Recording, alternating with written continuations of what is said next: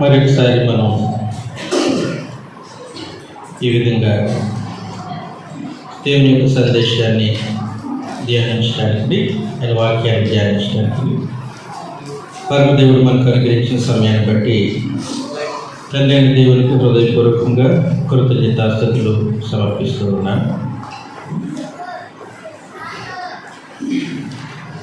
దేవుడు తన అత్యున్నతమైన సింహాసనంపై ఆశీర్వదయుండి మరలను ఆయన పరిపాలన చేస్తున్నందుకు, ఆయన పరిపాలనలో భాగమైన నీతిగల తన న్యాయ విధులను మనకు ఆజ్ఞాపించినందుకు మనము దేవునికి నిజంగా కృతజ్ఞులమై ఉండాలి. అది క్రీస్తు ప్రభు సంఘం చేయవలసినటువంటి పని. అంతేకాదు, ఆయన తన సింహాసనంపై ఆసీనుడై ఉండి తన చిత్తానుసారమైనగా చేసినటువంటి నిర్ణయం చొప్పున, తన అధికారం చొప్పున దేవుడి కార్యక్రమాలు జరిగిస్తున్నందుకు మనం కృతజ్ఞులమై ఉండాలి. ఆయన రాజై ఉండి నిర్ణయాలు తీసుకుంటున్నారు.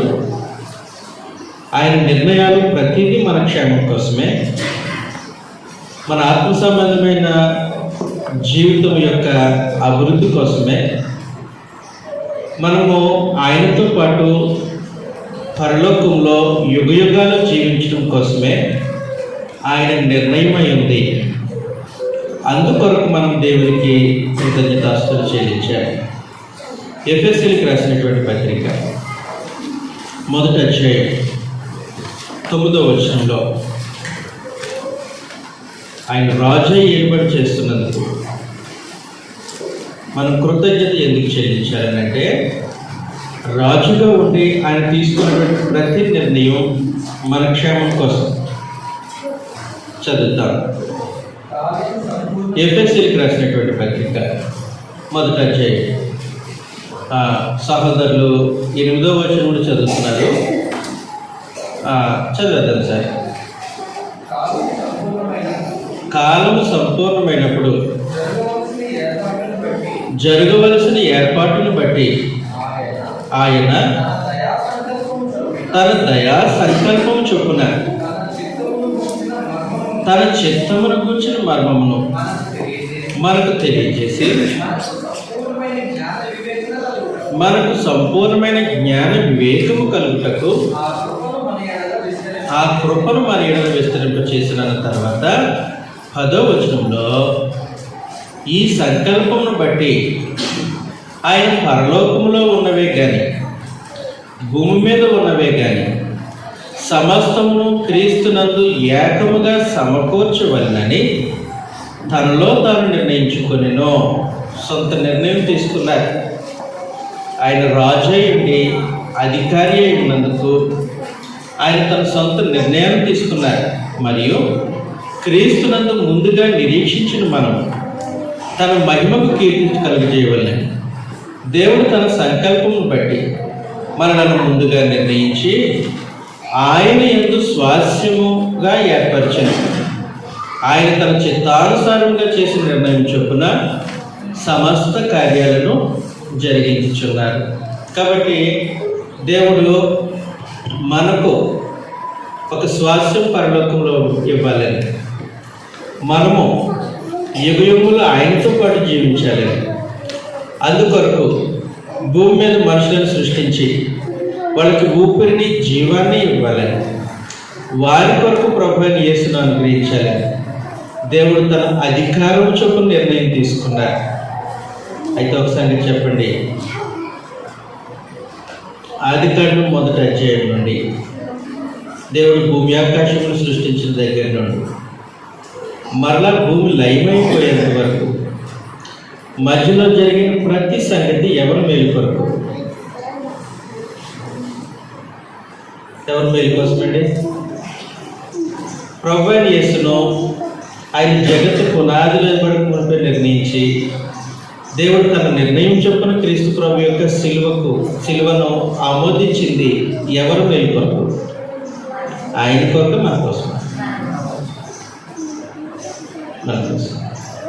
కాబట్టి దేవుడు తన ఏలుబడిలో ఆయన తన సంకల్పం ప్రకారం నిర్ణయాలు తీసుకున్నందుకు మనం దేవుడికి కృతజ్ఞతలు చెల్లించాలి. ప్రతి నిర్ణయం మన కోసమే, ప్రతి నిర్ణయం మన క్షేమం కోసమే, ప్రతి నిర్ణయము మనము నిత్యత్వం చేరుకోవడం కోసమే. అవునా కదా? అయితే యేసు ప్రభు యొక్క శిలువ దేవుడు జగత్తు పునాది వేయబడక మునిపే నియమించాడు. 1 పేతురు పత్రిక 1వ అధ్యాయం 19-20 వచనాలు మనం చదివితే, పేతురు రాసినటువంటి 1వ పత్రిక 1వ అధ్యాయం 19-20 వచనాలు ఏముంది? అమూల్యమైన రక్తము చేత అనగా నిర్దోషమును నిష్కలంకమునకు గొర్రెపిల్ల వంటి క్రీస్తు రక్తము చేత విమోచనపడితే మీరు ఎరుగుదురు కదా. ఆయన జగత్తు పునాది వేయబడక మునిపే నియమింపబడేను అని ఉన్నప్పుడు ఎవరు నియమించారు? నాకు చెప్పాలి. ఎవరు నియమించారు? యేసు ప్రభువు శిలువ కొరకు దేవుడు నియమించారు. ఎప్పుడు నియమించారు? ఎవరి కోసమో?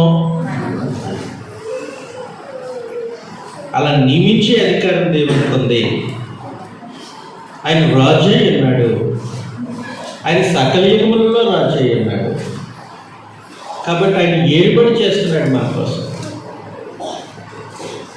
మనం క్షేమం కొరకు ఆయన ఏలుబడి చేస్తున్నాడు. మన నిత్యత్వం కొరకు ఆయన నిర్ణయాలు ఉన్నాయి.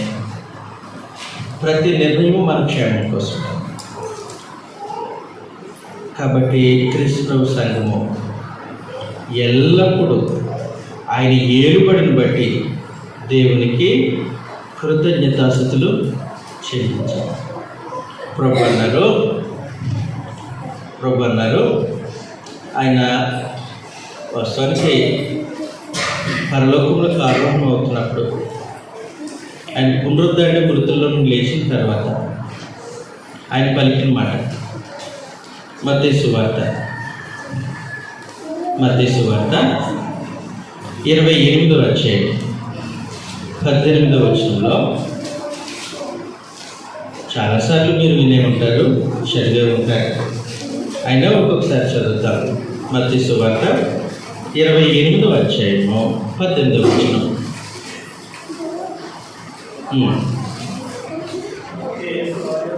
అయితే యేసు వారి యొద్దకు వచ్చి, పరలోకమందు భూమి మీద నాకు సర్వాధికారం ఇవ్వబడి ఉన్నది అన్నాడు. కాబట్టి దేవుడు తన రాజై ఉండి తన కుమారుడైన ప్రభువైన యేసుకు సర్వాధికారం అనుగ్రహించారు. అయితే చెప్పండి, దేవుడు రాజై ఉండి ఇలాంటి నిర్ణయం తీసుకోవడం ఎవరి కోసం? ఎవరి కోసం? మన కోసమే, మన రక్షణ కోసమే, మన మేలు కోసమే. పరలోకమందు భూమి మీద సర్వాధికారం అనుగ్రహించారు. ఎవరికి? ప్రభువైన యేసు. ఎవరిచ్చారు? దేవుడు ఇచ్చారు. తను రాజు అయ్యుండి క్రీస్తు ప్రభువును రాజుగా నియమించారు, ప్రభువుగా నియమించారు కదా.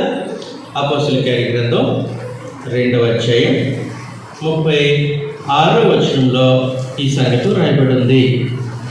అపోస్తలుల కార్య గ్రంథం 2వ అధ్యాయం 36వ వచనంలో, మీరు సిలువ వేసిన యేసునే దేవుడు ప్రభువుగాను క్రీస్తుగాను నియమించాడు. కాబట్టి ప్రభువైన యేసును ఆయనను ప్రభువుగాను క్రీస్తుగాను దేవుడు నియమించాడు. సింహాసనాశీనుడైనటువంటి దేవుడు నియమించాడు. ఎందుకొరకు నియమించారు తెలుసా? ఎందుకొరకు నియమించారు తెలుసా? రాజుగా ఉండి పరమదేవుడు తన ఏలుబడిలో అలాంటి నిర్ణయం ఎందుకు తీసుకున్నారు తెలుసా? ఇక్కడ ఎంతమంది రక్షింపబడిన వారు ఉన్నారు?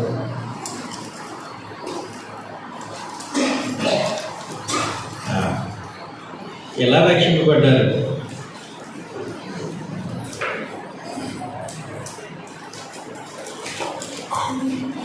బాప్తిస్మలో ఎలా రక్షింపబడ్డారు? ఎలా రక్షింపబడ్డామనంటే రోమీయులకు రాసినటువంటి పత్రిక 10వ అధ్యాయం 9వ వచనంలో నుండి మనం చదివితే,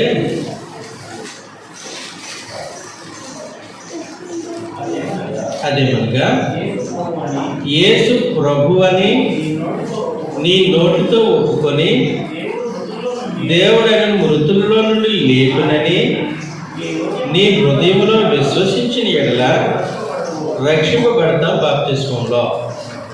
కాబట్టి యేసును ప్రభువుగా దేవుడు చేయకపోతే మనం రక్షింపబడటానికి అవకాశం ఉందా? దేవుడు తన రాజు నుండి సర్వాధికారాన్ని ప్రభు అయిన యేసుకు అనుగ్రహించి సిలువ వేసినటువంటి ప్రభు అయిన యేసును ప్రభువుగాను క్రీస్తుగాను నియమించకపోతే మనకు రక్షణ ఉంటుందా? ఉంటుందండి. కాబట్టి పరమదేవుడు తన అధికారం చొప్పున తన ఏలుబడిలో తాను తీసుకున్నటువంటి ప్రతి నిర్ణయం, తాను చేసినటువంటి ప్రతి పని ఎవరి మేలు కోసం, ఎవరి క్షేమం కోసం. మరి అలాంటి దేవుడు ఏలుబడి చేస్తుంటే కృతజ్ఞత చెల్లించవా? ఆయన ఏలుబడిని బట్టి కృతజ్ఞత చెల్లించవా? ఆయన సింహాసనాన్ని బట్టి కృతజ్ఞత చెల్లించవా? ఆయన అధికారాన్ని బట్టి కృతజ్ఞత చెల్లించవా? లోకం చెల్లించినా చెల్లించకపోయినా క్రీస్తు ప్రభు సంఘం ఏం చేయాలి? చెల్లించాలి. ఇంకొక సంగతి మృతుల్లో నుండి లేచిన క్రీస్తు ప్రభును దేవుడు ఎలాగైతే సర్వాధికారిగా నియమించాడో అలాగే ఆయనకు ఇంకొక డ్యూటీ కూడా ఇచ్చారు. దేవుడు తన ఏలుబడిలో తన అధికారం చొప్పున ఇంకొక డ్యూటీ ఇచ్చారు. అదేంటంటే ఆయన మనకు ప్రధాన యాజకుడు. ప్రభు అయిన యేసు ఆయన ఎందుకు విశ్వాసం ఉంచిన మనుషులకు ప్రధాన యాజకుడు. భూమి మీద ఉన్నప్పుడు కాదు, ఎప్పుడు? పరలోకానికి వెళ్ళిన తర్వాత. చదువుతాం ఈ మాట. హెబ్రీయులకు రాసినటువంటి పత్రిక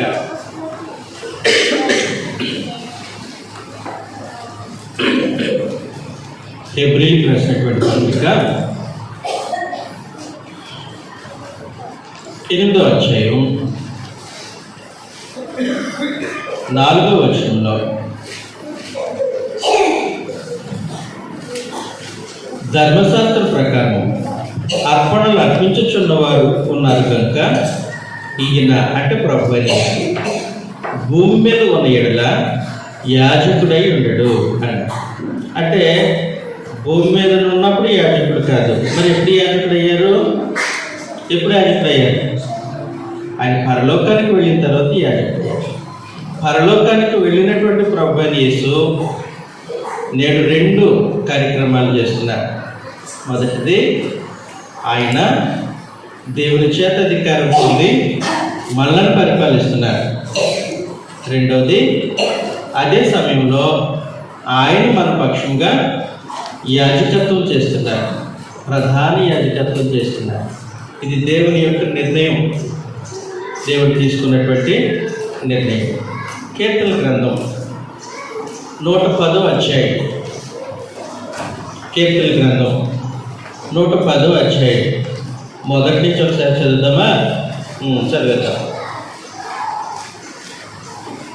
ప్రభువు నా ప్రభువుతో సెలవిచ్చిన వాక్కు. అంటే 2 ప్రభువులు ఉన్నారు అక్కడ. ఒక ఆయన తండ్రి అయిన దేవుడు, రెండో ఆయన మృతుల్లో నుండి లేపి ప్రభువుగా నియమించిన క్రీస్తు ప్రభు.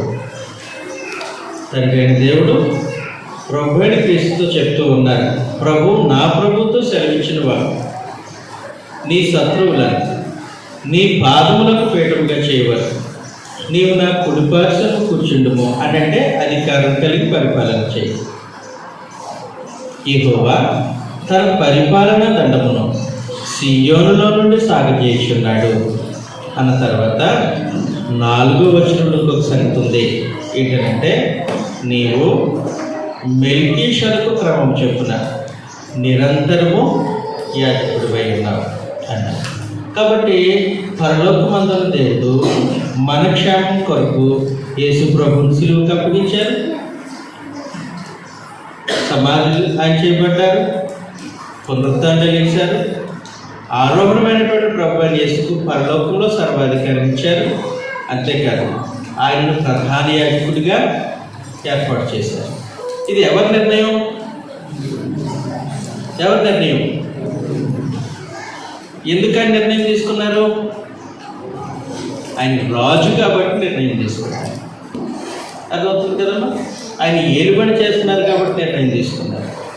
కాబట్టి ఆయన నిర్ణయాలు ప్రతిదీ మన క్షేమం కొరికే. ఇప్పుడు యేసు ప్రభు ప్రధాన యాజకత్వం వలన మనకు కలిగే మేలేంటో తెలుసండి? మేలేంటో తెలుసా?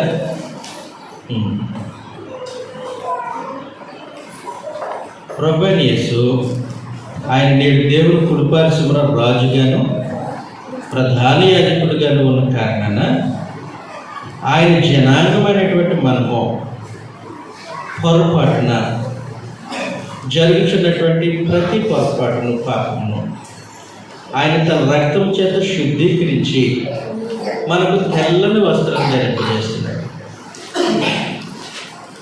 మనకు తెల్లని వస్త్రం ధరింపజేస్తున్నాడు.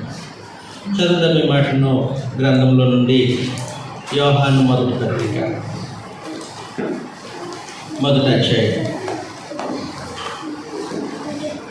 యోహాను మొదటి పత్రిక మొదటి అధ్యాయం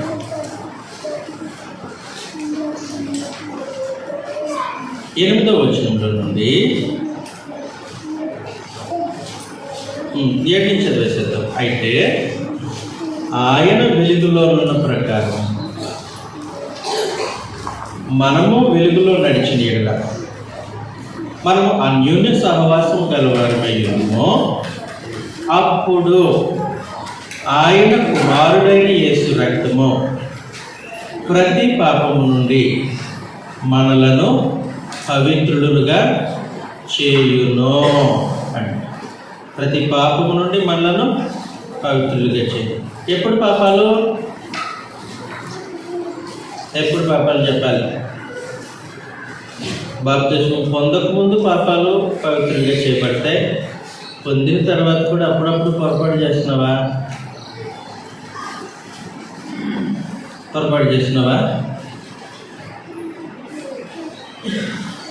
నువ్వు అనుకోకుండానే నిద్ర వచ్చేసింది కదా, ఇప్పుడు నీకు పొరపాటు కదా.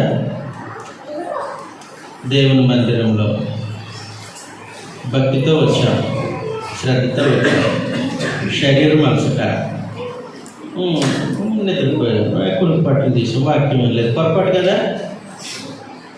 శ్రద్ధగా దేవుని సన్నిధిలో గడపలేదు, పొరపాటు కదా. మరి ఇలాంటి వాటన్నిటికీ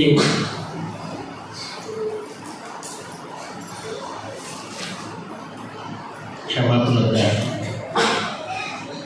నేను సహోదరులు బైక్స్ మీద రావడం చూశాను, చాలా సంతోషం. చాలా దూర ప్రాంతం నుంచి బైక్స్ మీద వచ్చారు. విచారకరమైన సంగతి ఏంటంటే ఎవరు హెల్మెట్ పెట్టుకోలేదు. మరి ప్రభు ఆజ్ఞాపించినట్లుగా ప్రభుత్వానికి అధికారానికి మీరు లోబడ్డారా లేదా? హెల్మెట్ పెట్టుకోవడం అనేది చట్టం. మీరు చట్టాన్ని ఉల్లంఘించారు. మరి ప్రభుత్వం దృష్టిలో దోషులే, మరి దేవుని దృష్టిలో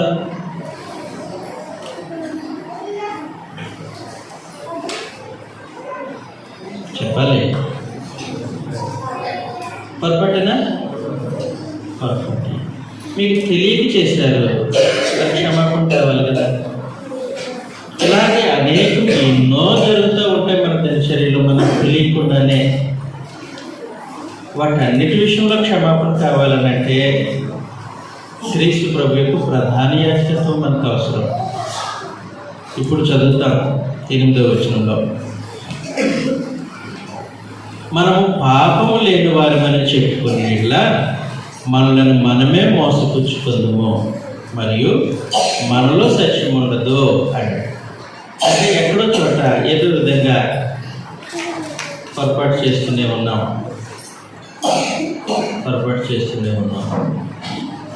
మరి పరిశుద్ధుడైన దేవుని ఎదుట ఇలాంటి మలినమైనటువంటి వస్త్రంతో నిలబడగలమా? నిలబడలేము. జకర్యా గ్రంథంలో ఒక చిన్న ఉదాహరణ, పాత నిబంధనలో జకర్యా గ్రంథం తీద్దాం.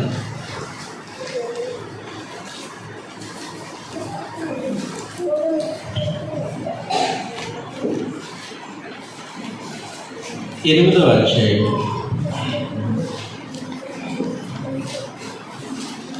3వ అధ్యాయం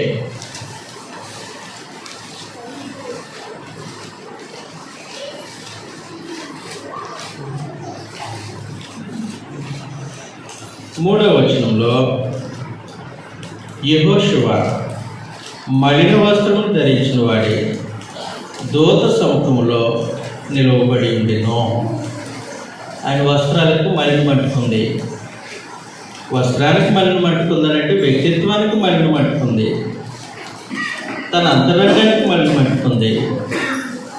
అలాంటి మలిన వస్త్రంతో దేవుని సముఖంలో నిలవబడటానికి అవకాశం ఉంటుందా? ఉండదు. మధ్యలో ఒక దూత ఉన్నాడు. దూత ఎదుట మలిన వస్త్రంతో నిలవబడితే ఆయన ఏం చేశాడో చూడండి. దూత దగ్గర నిల్చున్న వారిని పిలిచి, దూత ఏం చేశాడు? దగ్గర నిల్చున్నారు పిలిచి, ఇతను మైలు బట్టలను తీసివేయడని ఆజ్ఞాపించి, నేను నీ దోషమును పరిహరించి ప్రశస్త వస్త్రముతో నిన్ను అలంకరించుచున్నాను అని సెలవిచ్చాడు. మలిన వస్త్రం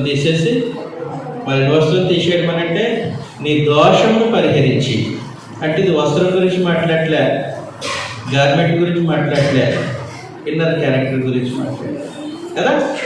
నీ దోషమును పరిహరించి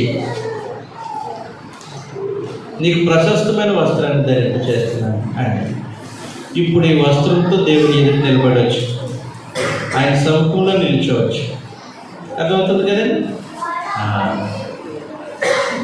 యెహోషువకి అలాగే మలిన వస్త్రం తీసివేసి ప్రశస్త వస్త్రం ధరింప చేసినట్టు మనకు ప్రతిరోజు,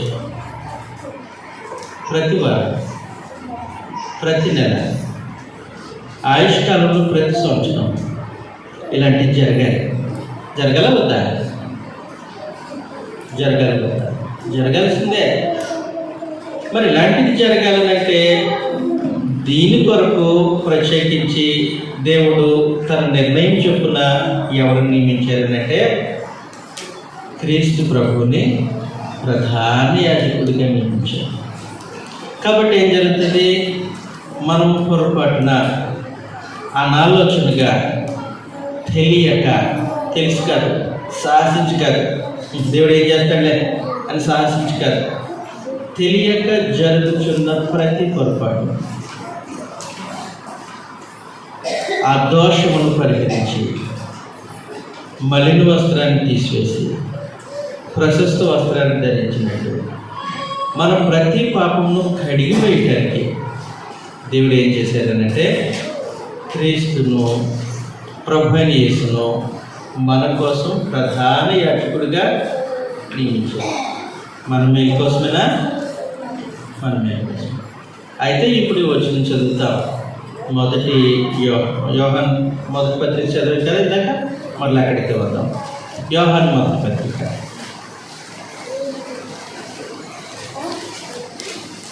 మొదటి అధ్యాయం 8వ వచనం నుండి చదువుతాం. మళ్ళా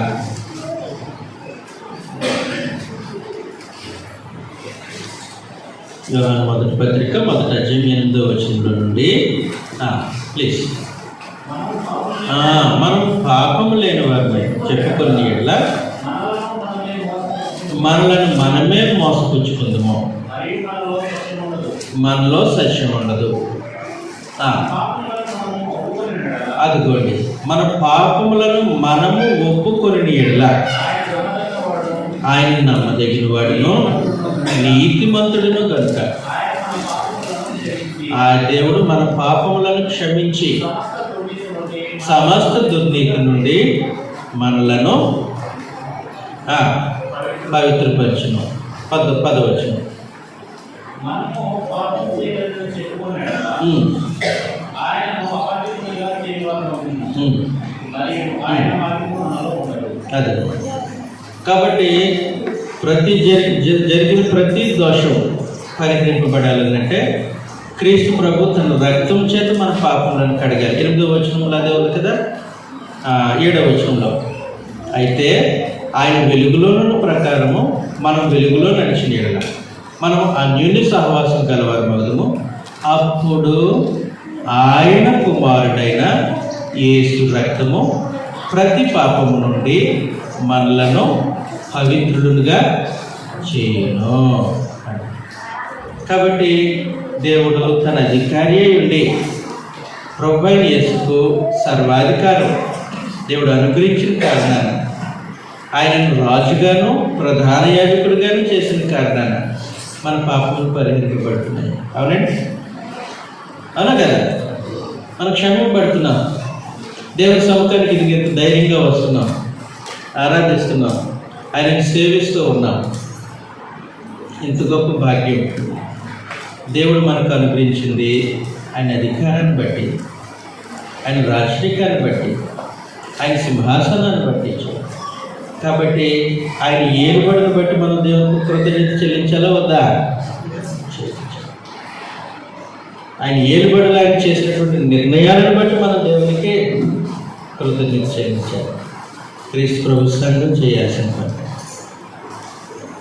మీ మనసులో దేవుని ఎలా చూస్తున్నారు? మనోనేత్రంతో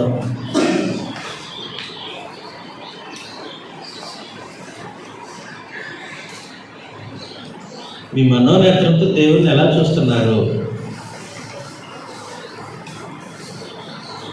చాలామంది వారు దేవుని ఎలా చూస్తారంటే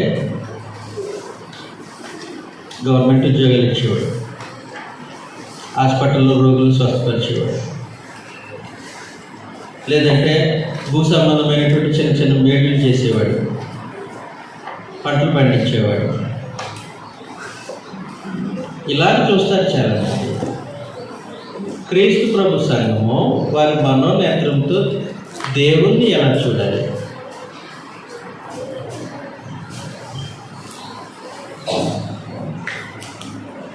జాగ్రత్తగా గుర్తుపెట్టుకోండి.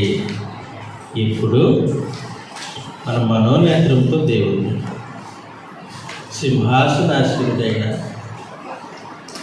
రాజుగా చూడాలి, సర్వాధికారం కలిగిన రాజుగా చూడాలి. అలాగే కనపడుతున్నాడా? పరలోకమందున దేవుడు మన మనోనేత్రానికి అలాగే కనపడుతున్నారా? కనబడితే కృతజ్ఞత చెల్లించాలి కదా. లోకం చూసినా చూడకపోయినా ప్రతి క్రైస్తవుడు ఆ విధంగా చూడాల్సిన అవసరం ఉంది. అర్థమవుతుంది కదమ్మా? మరి ప్రభు అయిన యేసుని ఎలా చూస్తున్నారు?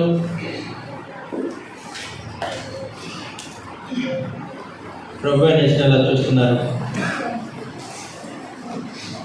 ఒక ఆయన దర్శనంలో ప్రభు అయిన యేసుని ఇలా చూశాడు. అపోస్తలుల కార్యగ్రంథం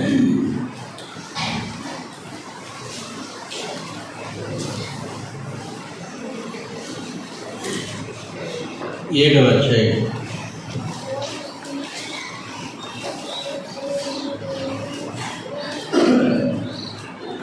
54వ వచనంలో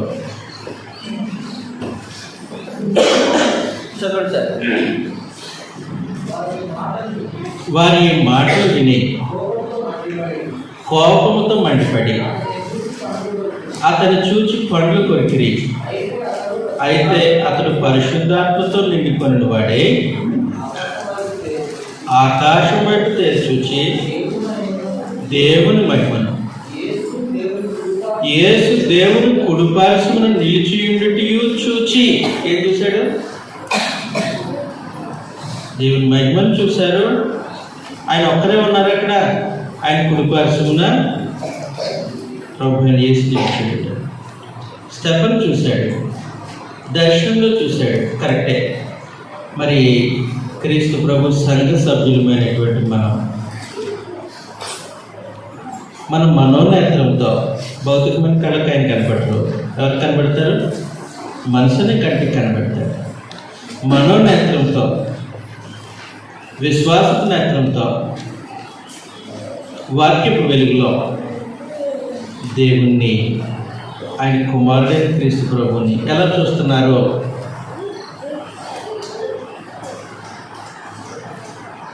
దేవుణ్ణి ఆయన సర్వాధికారం కలిగినటువంటి రాజుగా, సకల యుగములలో రాజుగా, సింహాసనాసనుడిగా మనం చూడాలి. రెండవది, ఆయన కుమారుడైన క్రీస్తు ప్రభుని ఆయన కుడిపార్శ్వమున ఆశీనుడైన రాజుగాను, ప్రధాన యాజకుడుగాను, ప్రభుగాను మనం ఆయనను చూడాలి. అందుకే ఒక క్రీస్తు ప్రభు సంఘంతో ఒక భక్తుడు తన పత్రికలో మాట్లాడుతూ ఇలాగన్నాడు. హెబ్రీయులకు రాసినటువంటి పత్రిక 2వ అధ్యాయం 9వ వచనంలో, దేవుని కృప వలన ప్రభువైన యేసు ప్రతి మనుషుని కొరకు మరణము అనుభవించినట్లు దోతల కంటే కొంచెము తక్కువ వానిగా చేయబడిన యేసు మరణము పొందినందున, అదిగోండి, మహిమా ప్రభావములతో కిరీటమును ధరించిన వానిగా ఆయనను చూచుచున్నాము. ఎవరు చూస్తున్నారంటే ఆయన యందు విశ్వాసం ఉంచినటువంటి జనాంగం ఆయనను చూస్తున్నారు. ఎలా చూస్తున్నారు? మహిమా ప్రభావంతో కిరీటము ధరించిన వారిగా చూస్తూ ఉన్నారు. ధరింపచేసింది ఎవరు? సకల యుగములలో రాజు అయిన దేవుడు. అర్థమవుతుంది కదా? కాబట్టి ఆయన ఏలుబడిని బట్టి మీరు కృతజ్ఞత చెల్లించాలంటే ఆయన ఏలుతున్నాడని సంగతి అర్థం అవ్వాలి కదా. ఆయన సింహాసనాసనుడై ఉన్నాడని సంగతి అర్థం అవ్వాలి కదా. ఆయన క్రీస్తు ప్రభుకు సర్వాధికారం ఇచ్చారని సంగతి అర్థం అవ్వాలి కదా.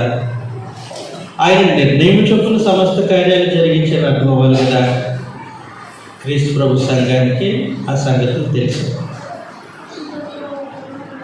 కాబట్టి ప్రకటన గ్రంథంలో క్రీస్తు ప్రభు సంఘము దేవుడు ఏలుతున్నందుకు ఆయనకు కృతజ్ఞతలు చెల్లించారు.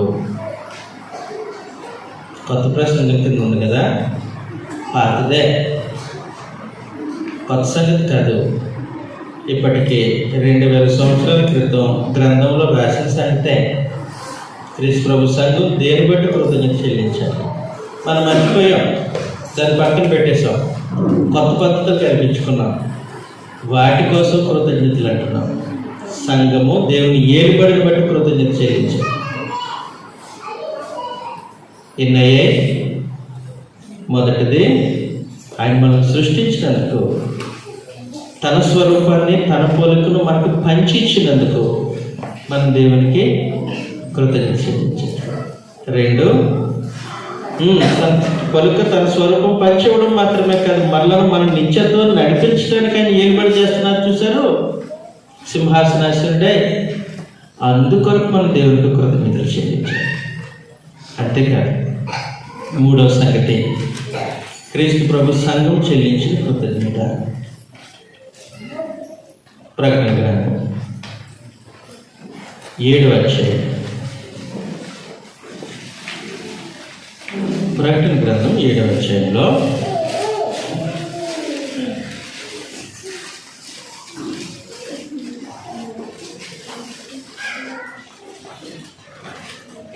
తెల్లని వస్త్రములు ధరించుకున్న కొంత మంది జన సమూహం అక్కడ కనబడుతూ ఉన్నారు.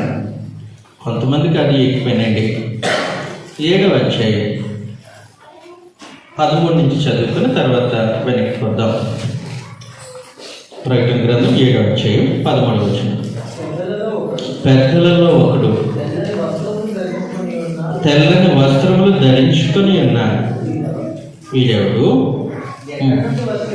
వీరెవరు ఎక్కడి నుండి వచ్చిరని నన్ను అడిగాను. అందుకు నేను, అయ్యా నీకే తెలియను అని అతడు ఇలాగ నాతో చెప్పాను. వీరు మహాశ్రమల నుండి వచ్చిన వారు గొర్రెపిల్ల రక్తంలో తమ వస్త్రములను ఉతుక్కున్నవారు, వాటిని తెలిపి చేసుకున్నవారు అని తెల్లని వస్త్రములు ధరించుకున్న ఒక గొప్ప సమూహం కనబడ్డారు దర్శనంలో యోహానికి. కనబడితే వాళ్ళు ఎవరో తెలియదు, దీనికి చూస్తున్నాడు. ఈలోపు ఆయన ప్రకటన దూత అడిగాడు. ఏమడిగారంటే, ఈ తెల్లని వస్త్రములు ధరించుకున్న వాళ్ళు ఎవరో నీకు తెలుసా అని అంటే, నాకు తెలియదండి, మీరే చెప్పండి అన్నాడు. ఎవరు? యోహాన్ అన్నారు. అప్పుడు దూత అంటున్నారు, ఈ తెల్లని వస్త్రం ధరించుకున్నవారు మహాశ్రమం నుండి వచ్చినవారు. ఇంకేం జరిగిందంటే వాళ్ళకి గొర్రెపిల్ల రక్తంలో తమ వస్త్రమును ఉతుక్కున్నవారు. అంటే మనం చదివిన జకర్యా గ్రంథంలో తమ పాపాన్ని కట్టుకున్నవారు, తమ దోషాన్ని పరిహరించుకున్నవారు, ప్రశస్తమైన వస్త్రం ధరించుకున్నట్టు, మరణ వస్త్రం తీసివేసినట్లు వీరు తెల్లని వస్త్రం ధరించుకున్నారు అన్నారు. గొర్రెపిల్ల రక్తంలో తమ వస్త్రాన్ని ఉతుక్కున్నారు అన్నారు. అయితే నాకు ప్రశ్న, గొర్రెపిల్ల రక్తంలో కడగబడింది ఎవరు?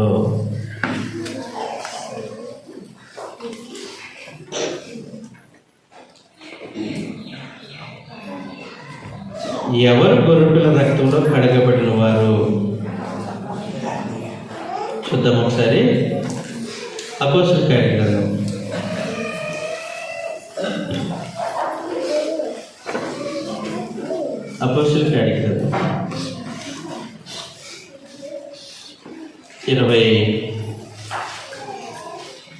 22వ అధ్యాయం 16వ వచనంలో నుండి అపోస్తలుడైన పౌలు తనకు వాక్యోపదేశం చేసినటువంటి ఎవరైనా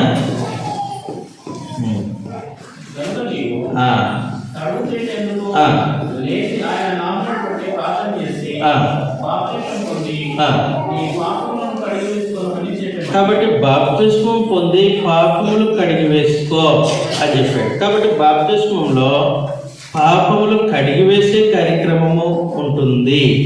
అందుకే మీ కింద కన్నాను, బాప్తిస్మంలో పాపములు క్షమింపబడతాయి, బాప్తిస్మంలో పాపములు కడిగివేయబడతాయి అనే సంగతి పౌలుకు అననీయ చెప్పినప్పుడు పౌలు ఏం చేశాడనంటే బాప్తిస్మంలో తన పాపములను కడిగి వేసుకున్నాడు. బాప్తిస్మంలో పాపములు కడిగి వేసింది నీళ్ళ, కడగటానికి ఉపయోగించినటువంటి పదార్థము నీళ్ళ, పాపములు కడగటానికి ఉపయోగించిన పదార్థం నీళ్ళ, మరేంటి? ప్రకటన గ్రంథం మొదటి అధ్యాయం, ప్రకటన గ్రంథం మొదటి అధ్యాయం 6వ వచనంలో, ప్రకటన మొదటి అధ్యాయం 6వ వచనంలో, మనలను ప్రేమించి తన రక్తం వలన మన పాపముల నుండి మనలను విడిపించిన వానికి అన్న చోట 4 గంటలు వేసి కింద పుట్టోట్లో ఏముంది? కడిగిన వానికి. అంటే బాప్తిస్మం పొందినప్పుడు క్రీస్తు ప్రభు యొక్క రక్తము మనలను కడుగుతుంది. అర్థమవుతుందండి? క్రీస్తు ప్రభు యొక్క రక్తము మనలను కడుగుతుంది. కాబట్టి గొర్రెపిల్ల రక్తంలో కడగబడిన వారు, గొర్రెపిల్ల రక్తంలో తమ వస్త్రములు ఉతుక్కున్నవారు అంటే ఎవరై ఉండొచ్చు? ఎవరి గురించి మాట్లాడుతున్నారు? బాప్తిస్మం పొంది ఆయన శరీరమని సంఘంలోకి ప్రవేశించిన వ్యక్తుల కోసం, క్రీస్తు ప్రభు సంఘం కోసం మాట్లాడుతూ ఉన్నారు. ఇప్పుడు అర్థమైంది కదండి? తెల్లని వస్త్రం ధరించుకున్న వారు ఎవరో ప్రకటన గ్రంథంలో అర్థమైందమ్మా. తెల్లని వస్త్రం ధరించుకున్నది అని ఎవరి గురించి చెప్పబడింది? సోదరులు చెప్పాలి క్రీస్తు ప్రభు సంఘం గురించి. అంటే మన కోసం, మన క్రీస్తు ప్రభు సంఘం కదా, మన కోసం చెప్పబడింది. తెల్లని వస్త్రం ధరించుకున్నారు. వీరు ఇప్పుడు ఒక కారణాన్ని బట్టి దేవునికి కృతజ్ఞత చెల్లిస్తున్నారు. ఇందాక ఆయన ఏలుబడిని బట్టి కృతజ్ఞత చెల్లించారు కదా, దేవుడు వారిని సృష్టించినందుకు కృతజ్ఞతలు చెల్లించారు కదా. ఇప్పుడు ఇంకొక కారణాన్ని బట్టి కూడా క్రీస్తు ప్రభు సంఘం దేవునికి కృతజ్ఞతలు చెల్లిస్తున్నారు. అదేంటో చదువుతాం. 7వ అధ్యాయం ప్రకటన గ్రంథం 7వ అధ్యాయం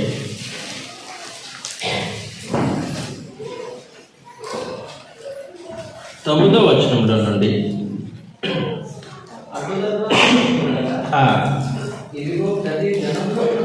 ప్రతి జనంలో నుండి, ప్రతి వంశంలో నుండి,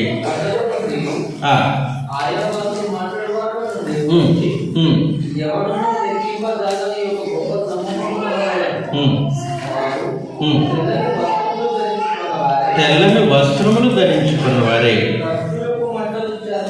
ఖర్జూరపు మంటలు చేత పట్టుకుని సింహాసనం ఎదుటను గొర్రెపిల్ల ఎదుటను నిలవబడి, ఎవరు నిలబడ్డారు? తెల్లని వస్త్రములు ధరించుకున్నవారు. ఎవరు వాళ్ళు? గొర్రెపిల్ల రక్తంలో తమ వస్త్రాన్ని తెలుపు చేసుకున్నవారు. ఎవరంటే క్రీస్తు ప్రభు సంఘం. ఇప్పుడు సింహాసనాసనుడైన దేవుని ఎదుట నిలబడి, ఎందుకంటే మలిన వస్త్రంతో నిలబడకూడదు కదా. నిలబడొచ్చా? చెప్పారు. గుర్తుపట్టతో నిలబడొచ్చా? పాపం ఆత్మకు అంటించుకొని దేవుని ఎదుట నిలబడటానికి వీలుంటుందా?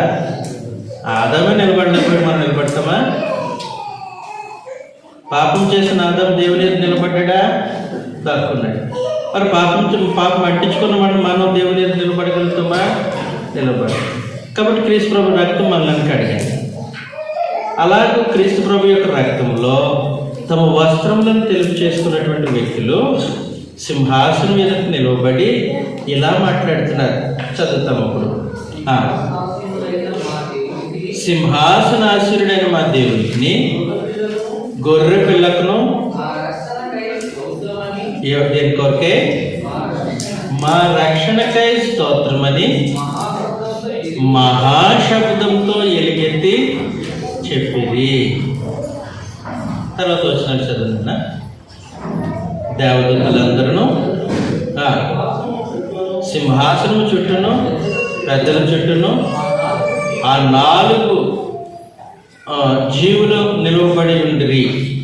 వారి సింహాసనం మీదకు సాగిలపడి ఆమేన్, యుగ యుగముల వరకు మా దేవునికి స్తోత్రమును, మహిమయు, జ్ఞానమును, కృతజ్ఞతాస్తుతియు, ఘనతయు, శక్తియు, బలమును కలుగును గాకని చెప్పుచు దేవునికి నమస్కారం చేశారు. కాబట్టి ఇక్కడ ఏం చేస్తున్నారంటే క్రీస్తు ప్రభు సంఘం, మన క్రీస్తు సంఘం కదా, మనం దేవునికి ఏ విషయాన్ని బట్టి కృతజ్ఞత చెల్లించాలి? ఒక ఐటమ్ ఉంది. అదేంటంటే మన రక్షణను బట్టి. వాళ్ళు చేశారా? మా రక్షణను బట్టి నీకు స్తోత్రం అన్నారు. దేవుడు మనం రక్షించినందుకు ఆయన కృతజ్ఞతలు చెల్లించాలి. మనం రక్షించినందుకు కృతజ్ఞతలు చెల్లించాలి. ఒక ప్రాముఖ్యమైన సంగతి ఏంటంటే దేవుడు మనల్ని రక్షించడానికి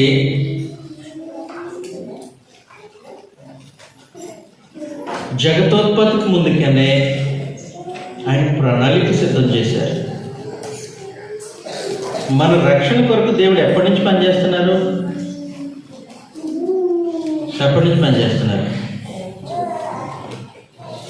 మనం రక్షించడం కొరకు దేవుడు జగత్తు పునాది వేయబడక మునుపు నుంచి పనిచేస్తున్నారు. చిన్న సంగతి అండి, చిన్న సంగతి. మన రక్షణ కొరకు క్రీస్తు ప్రభువుని జగత్తు పునాది వేయబడక మునుపు నియమించారు. సామాన్యమైన విషయమా? అంత సుదీర్ఘమైన, శాశ్వతమైన తన నిత్య సంకల్పం ప్రకారము దేవుడు మనల్ని రక్షించారు. కాబట్టి మనం దేవునికి కృతజ్ఞత చెల్లించొద్దా? చెల్లించాలి వద్దా? చెల్లించాలి. కాబట్టి క్రీస్తు ప్రభు సంఘం ప్రత్యేకించి దేవునికి కృతజ్ఞతాస్తుతులు చెల్లించడానికి అనేకమైన కారణాలు ఉన్నాయి. ఆ అనేకమైన ప్రతి విషయాన్ని బట్టి మీరు దేవునికి కృతజ్ఞత చెల్లించాలి అన్నాడు. ప్రతి విషయం అన్నాడు కాబట్టి మనుషులు కల్పించుకున్న ప్రతి విషయానికి కాదు, గ్రంథం చెప్పిన ప్రతి విషయానికి. మీకు అర్థమైందా నేను చెప్పింది? మనుషులు కొన్ని సంగతులు కల్పించుకొని ప్రతి విషయం ఇదో సంగతి కాబట్టి కృతజ్ఞత చెల్లించాలి. ప్రతి విషయంలో దేవునికి కృతజ్ఞత చెల్లించండి అని అంటే గ్రంథంలో చెప్పిన ప్రతి సంగతిని బట్టి. క్రీస్తు ప్రభు సంఘము, క్రీస్తు ప్రభు సంఘ సభ్యులు భక్తి కలిగిన విశ్వాసం కలిగినటువంటి వారు ఏ ఏ విషయాల్లో దేవునికి కృతజ్ఞతలు చెల్లించారో వాటన్నిటి విషయంలో, అంతేగాని క్రొత్తగా మనం కల్పించుకొని కృతజ్ఞతలు చెల్లించడం కాదు. లోక సంబంధమైన ఆచారాలు కల్పించుకొని వాటికి కృతజ్ఞతను పేరు పెట్టకూడదు. అర్థమవుతుంది కదా? చాలా పొరపాటు జరుగుతుంది. జాగ్రత్తగా డివైడ్ చేసి చూడాలి.